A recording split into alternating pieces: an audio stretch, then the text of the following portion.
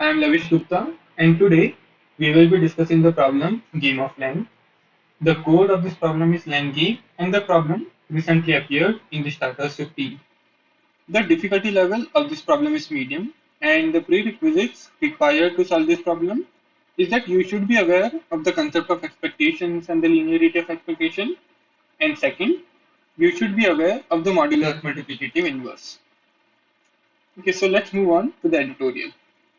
So, let us first go through the problem statement.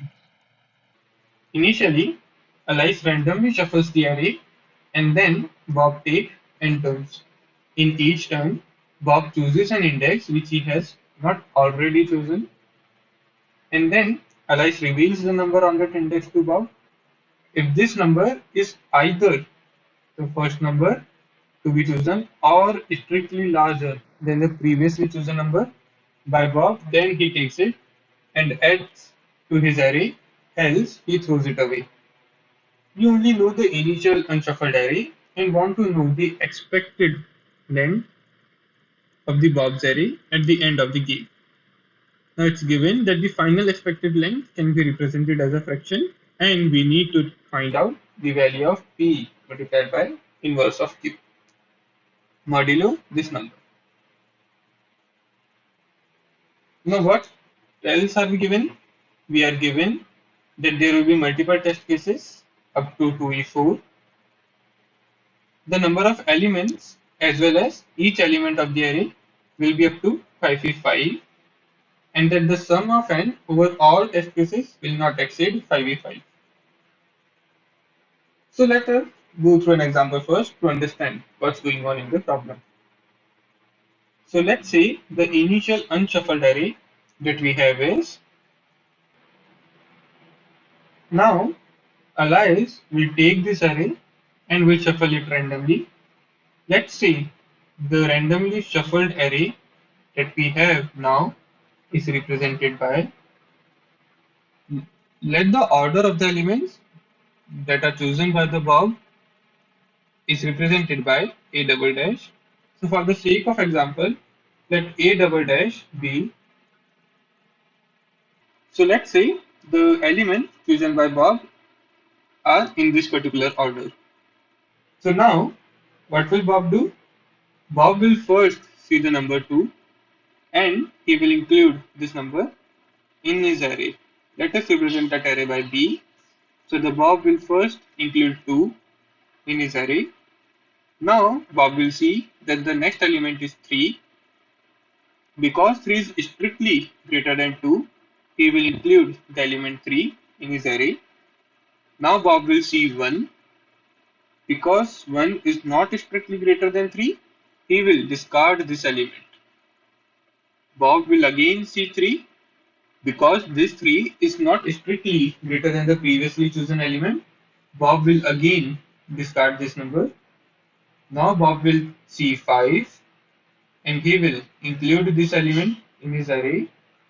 Bob will discard 1 and will include 7. So in our example, the length of the Bob's array, that is represented by the random variable L, is 4. Now note that when the Bob chooses 2, he chooses it because this is the first element. Now when he chooses 3, 3 is now the strictly largest element in the Bob's array up to this point. Now when he chooses 5, 5 is now the strictly largest element in the first 3 elements. Similarly, when he chooses 7, 7 is the strictly largest element present in the Bob's array. Now note one thing.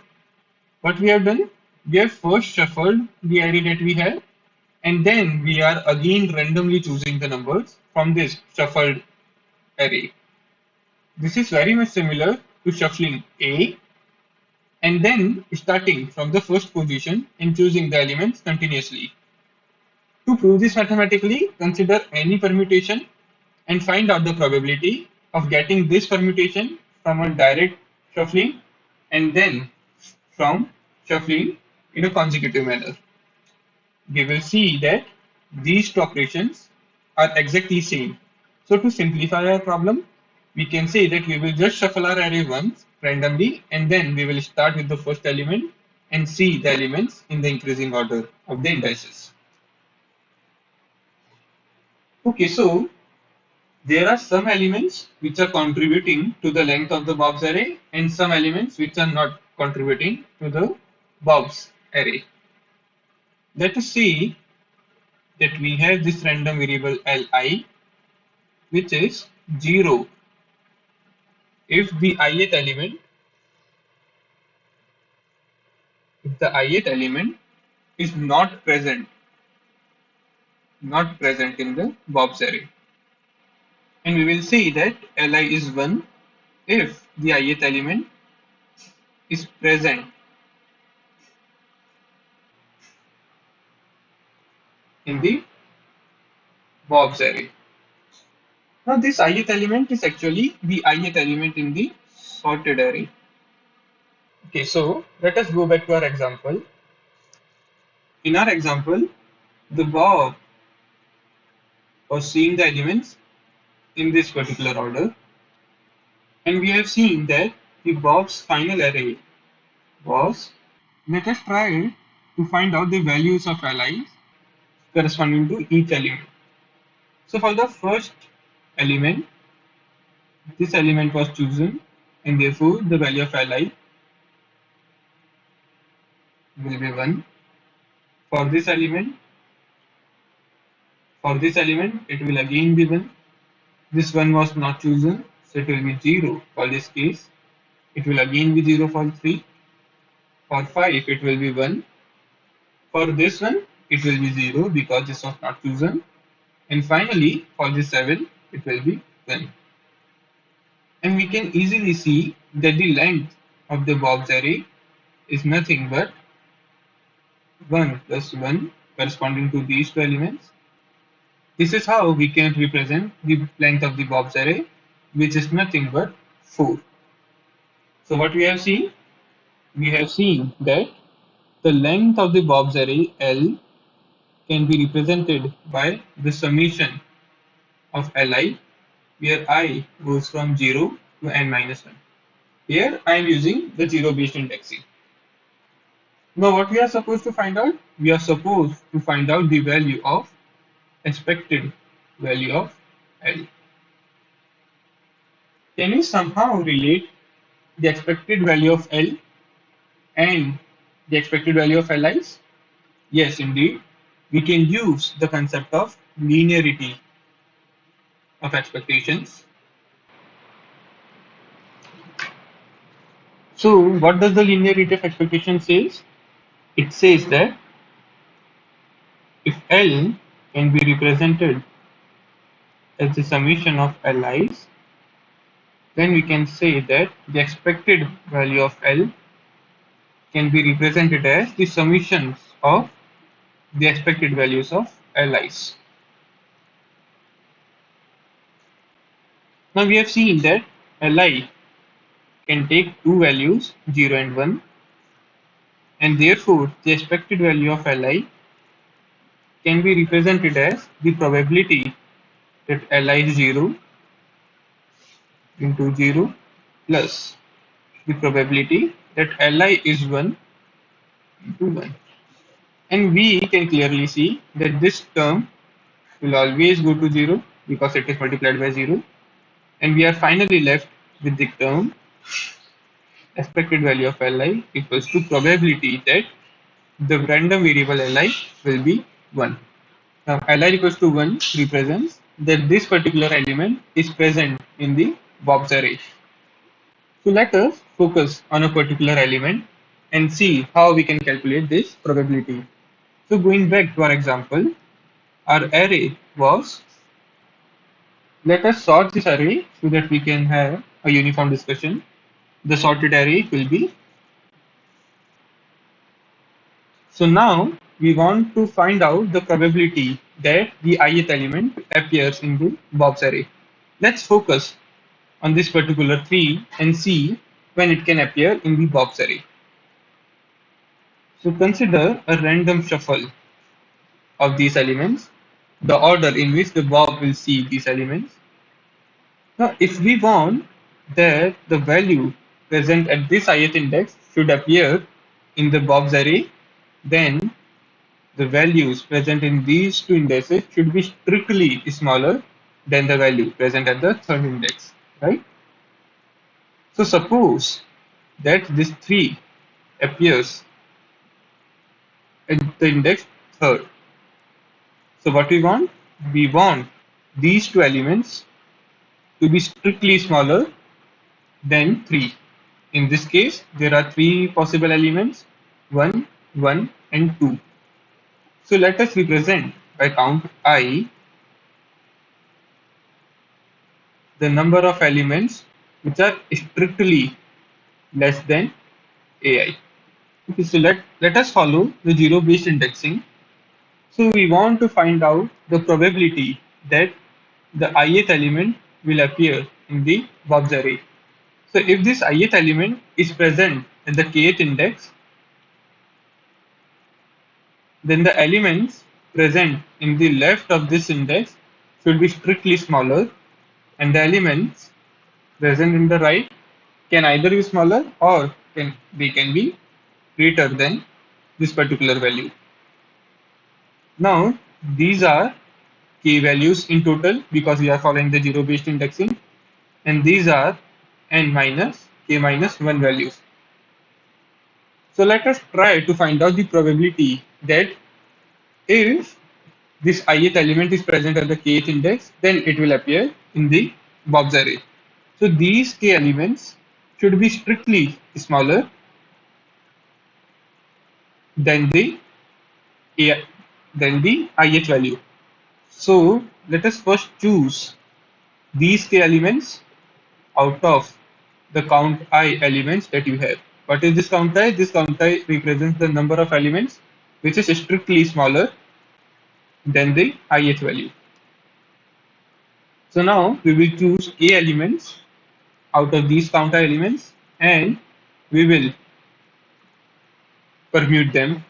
Note that even though we have repeated elements in our array, so for the example, we have these threes as repeated elements and these ones as repeated elements, but we are dealing as if they are separate elements. Why so?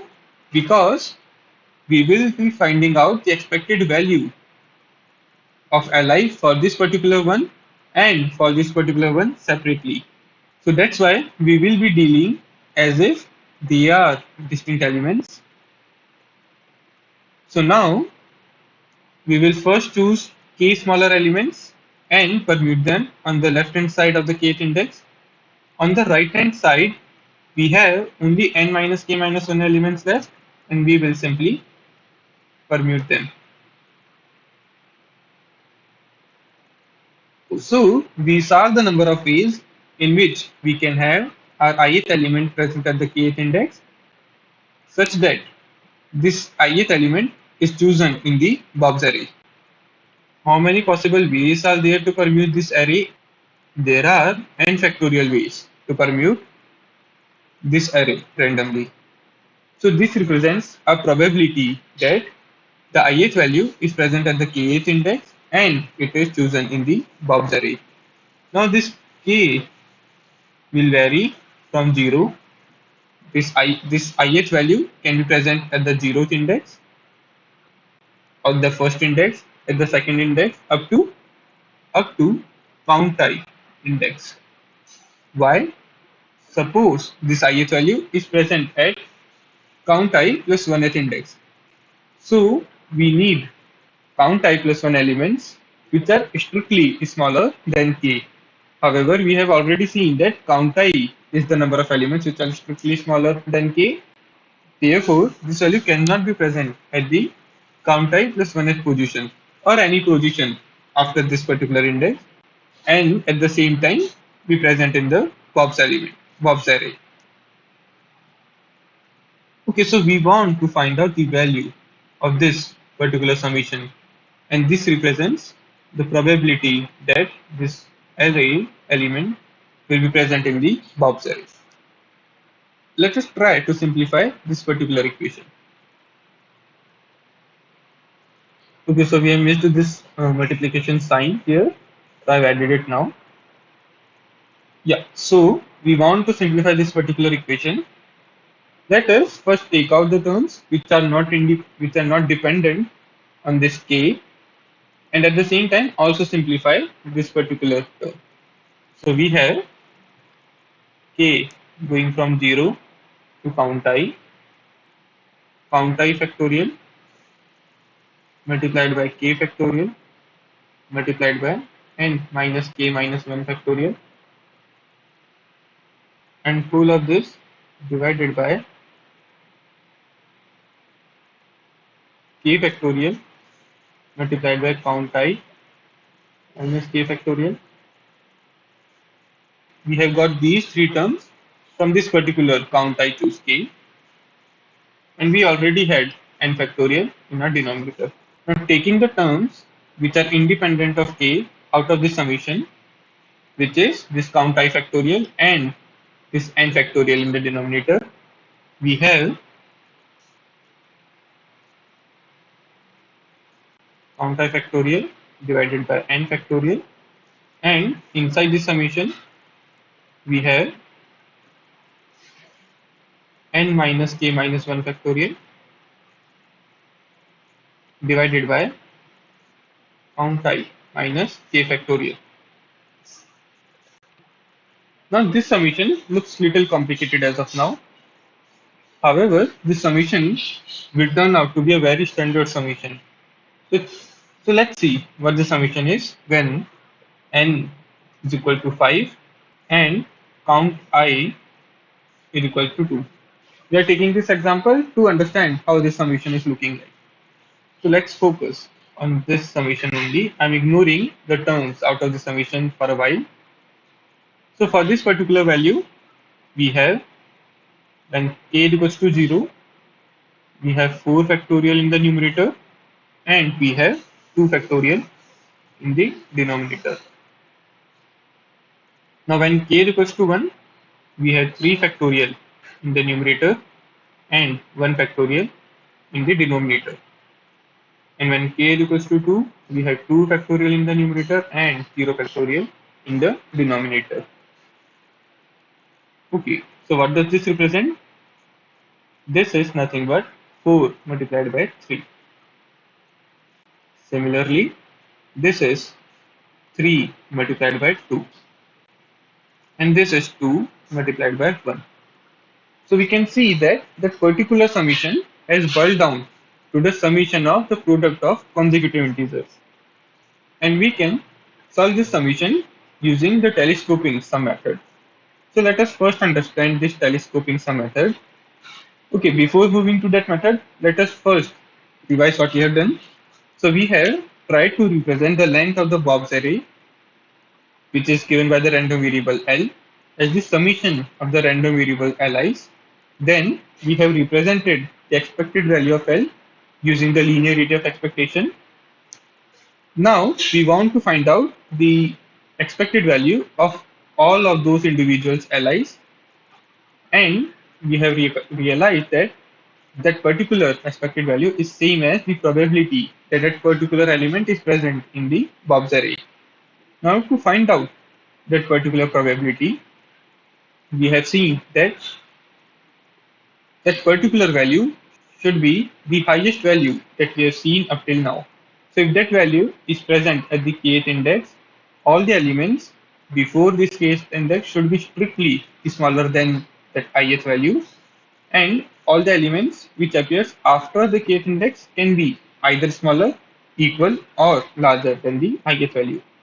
Now we have represented by count I the number of values which are strictly smaller than k, and we have seen that for the ith value to be present at the kth index as well as to be present in the Bob's array, the elements in the left of the kth index should be strictly smaller. So we will choose the k elements out of those count I elements and we will permute them. Then we will permute the remaining elements. The random shuffled arrays we have is n factorial, and therefore the probability is given by the summation of these individual probabilities over all the possible indices. Now we have simplified that particular summation. We have boiled down that term in this particular equation. Now we have tried to understand what this summation looks like, and we have realized that this is nothing but the summation of the product of consecutive integers. This summation is very standard, which can be solved using telescoping technique. This technique can be used in several summation series. So now we will see how to use this particular technique. So suppose we want to find out the value of this particular summation. So the gist behind this technique is we try to represent each element. We try to represent each element as the difference between two terms. Let's say T2 and T1. What are these T2 and T1? We will see later. What we do is we represent the first term as the difference between T2 and T1, the second term as the difference between T3 and T2, the third term as T4 and T3, and so on up till the last term. And we will represent this as Tx plus 1 minus Tx. Now if you will see, we will figure out that this T2 will be cancelled out by this T2, this T3 will be cancelled out by this T3, and in last we will have S as nothing but Tx plus 1 minus T1. So this is the gist behind the concept of telescoping sum. We try to break down each term as the difference between two terms such that when we write down all the terms, they cancel out each other, and we have the last term minus the first term as our overall sum. So coming back to our specific example, how we can do so? So the general kth term of this S can be represented by k into k plus 1. Now what we do is we cleverly multiply the numerator as well as denominator by something such that it can be written down as the difference between two terms. So in this case, we need to recognize this pattern. That suppose the first term is k, the second term is k plus 1. Let us say that the third term is k plus 2, and let us subtract k minus 1 from this. This is nothing but 3. So let us also divide our whole sum by 3. So what we have done? So we have tried to write down the sk as. So notice that we have cleverly written down the sk as the difference between two terms, and these two terms are very similar with each other. It looks like it is the kth term of some particular series, and this is k minus 1 term of that particular series. So this is how in general we solve such type of summation series. And now we can use the same concept as we have discussed. We can write down each term as the difference between the two terms, and we will finally get a summation. So now let us move to our original problem. We had P probability that Li is 1 as we have already seen that this summation can be represented as the summation of product of consecutive integers. So let us try to find out the value of this summation first. So if we put k equals to 0, we have n minus 1 factorial divided by count type factorial. And if we put k is equals to count type, we have n minus count type minus 1 factorial. And in the denominator, we have 0 factorial, which is 1. This is nothing but 1 into 2 into up to n minus count type minus 1. So in total, we have n minus count type minus 1 consecutive integers in each term. For simplicity, let us represent this value by alpha. So we want to find out the value of k to k plus 1 up to k plus alpha minus 1. That is, we have alpha product terms. The k goes from count from 1 to count I plus 1. We can check using the above series, and we want to find out the summation. So similar to what we have done before, we will multiply this equation by k plus alpha minus k minus 1. We will also divide this by the same value, which is nothing but alpha plus 1. And we can use the same technique as above. What we will have in the end, we will have the last positive term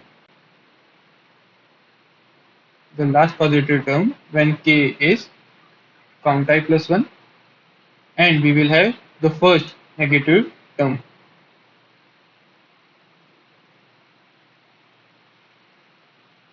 when k is 1. So we have, what is the last positive term? The last positive term is count I plus 1, count I plus 2 up to k plus alpha, which is count I plus 1 plus n minus count I minus 1, which is nothing but n. And in the negative term, we have k minus 1 into k plus 1 and so on. And if we put k equals to 1, that whole value will become 0. And therefore, the overall summation is 1 upon alpha plus 1 into n factorial upon count I factorial. Putting it back, we have probability that Li equals to 1 as count I factorial upon n factorial into that particular summation, which is nothing but 1 upon alpha plus 1 into n factorial upon count I factorial.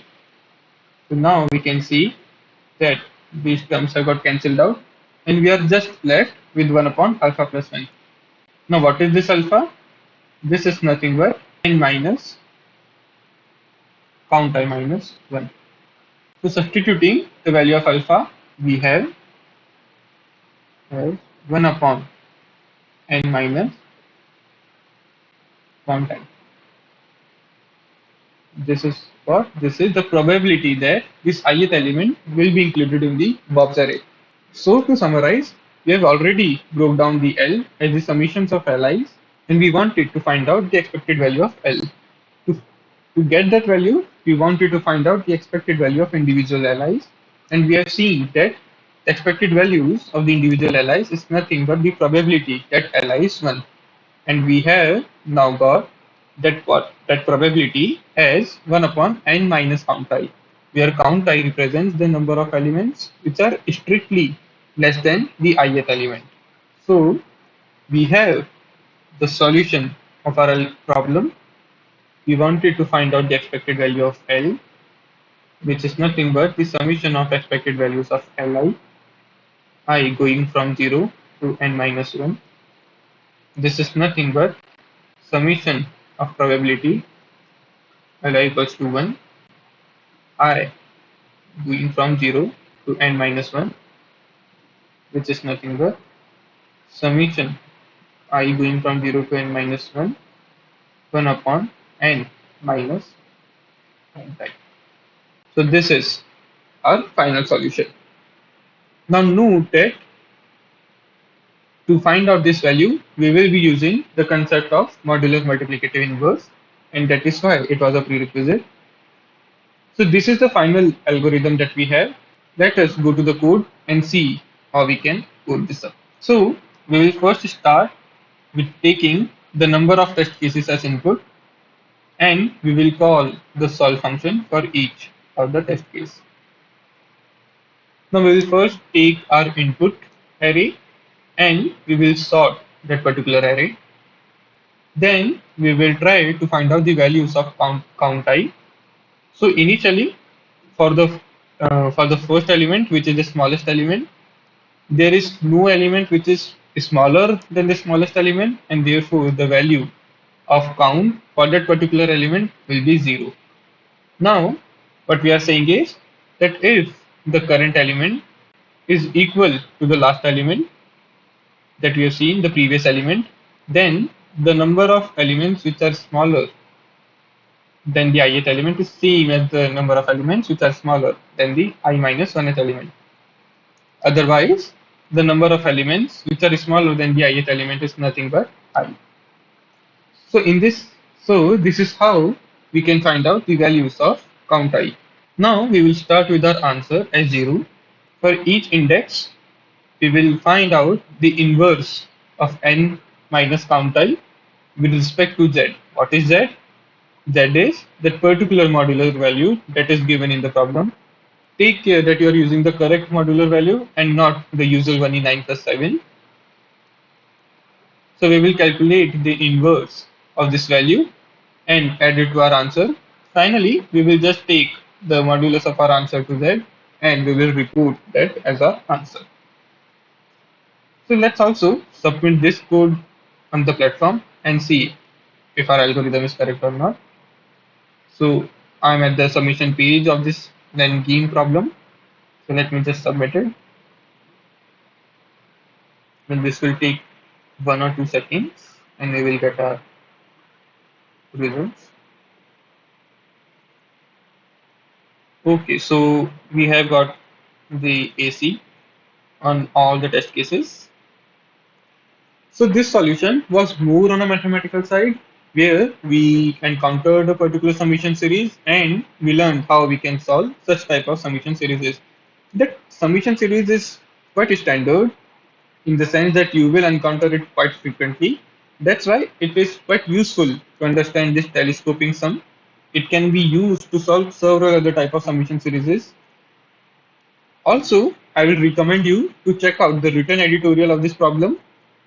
The written editorial talks about a different approach where we can use the dynamic programming and find out the answer of this particular problem. So do check it out. Thank you very much. See you later. Bye bye.